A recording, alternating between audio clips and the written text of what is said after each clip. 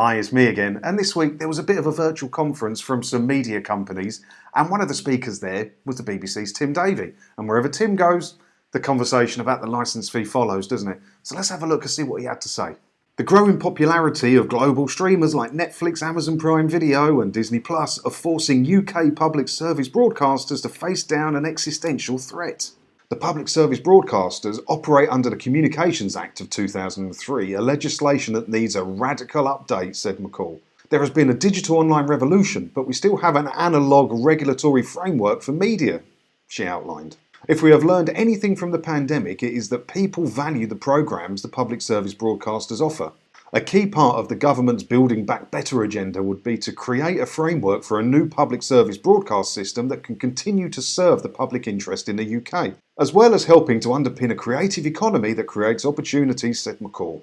Davie said he is a big fan of Netflix and also reiterated the cultural importance of British content. Simon Pitts, chief executive of the Scottish public service broadcaster STV, said, "To a global giant, regionalisation is more likely to mean Asia Pacific versus Europe than London versus Glasgow."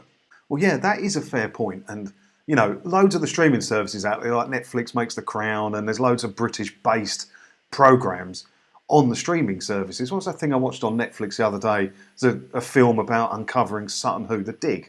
You know, they are making these British programmes because people around the world want to see them.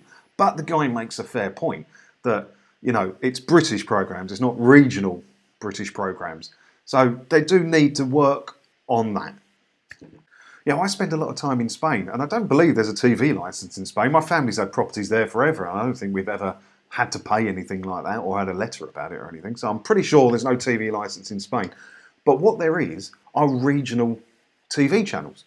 Every town has its own TV channel that's broadcast, and every sort of county has a TV channel that's broadcast. So where we had our properties, you know, there was like Torremolinos TV or Malaga TV, and then there was a whole of Andalusia, which is the county that those towns are in, had their own TV channels, and they're supported by commercials, usually for like local restaurants and stuff like that, and it works really well. So you can go there and you know you're going to see something local every time. So why can't the UK do something like that? Why can't the BBC just go commercial or go subscription or just go away and then open up the framework a little bit to have small local TV stations in each town that can then broadcast stories of local interest and local news and go and see new local businesses and do promotions and things like that to help the local area? Surely that would be a much better thing. I think Spain are winning on that one. If you ever go to Spain and you're sitting in your little hotel room, flick on the local telly and have a watch of the local TV channels. They're not the best produced things in the world, but they are all about the local businesses and the local industry and local interest. And it's a nice way to do it. Maybe the UK could do something like that. The fact remains that UK public service broadcasters individually have limited resources compared to the riches available to the streamers. Davie presented a solution: unity. The BBC Director General says that while the public service broadcasters compete for the same audiences at prime time, they do come together, citing BritBox and digital platforms Freesat and Freeview as examples. "It's critical we collaborate," said Davie. "The truth is we've always come together and created things that have had real value. We need to be working together and creating scale together in the new world. In areas like platform, we've got to think about what's the future of open platforms, and finally, I think we stand together in areas like prominence. There's a question for us as a community, as a culture, as the UK, which is what kind of media market do we want? And we've always made these choices," said Davie. So I'm all for what Davie's saying there, the BBC clubbing up with other channels. That's what this BritBox thing is about. And, you know, I know many people that subscribe to BritBox and they like it. Good for them.